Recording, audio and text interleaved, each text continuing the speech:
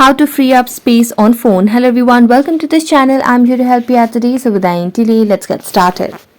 Now to free up the space on phone, first of all, launch the settings application on your device. As a tap on the settings application, tap on about phone, and here you can simply see the option of storage.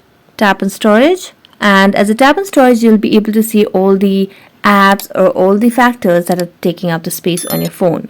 So you can select which way you can free up the space on your phone.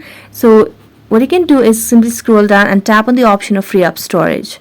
So you can tap on it and you'll be able to simply erase all the data or deep clean over here. So you can simply tap on the option over here, and if you are done with deep clean, you can simply see which section holds the most of the storage or the space. So then you'll be able to simply tap on it and go to individual options and remove the space. So if we go on apps and data, we're going to tap on any app over here. So let's go for TikTok for now, and then simply select on clear cache and tap on OK. As you do this, you'll be able to create some space over here as well. So you can do this for all the apps as well over here. So that's it. Thank you so much for watching this video. See you next time.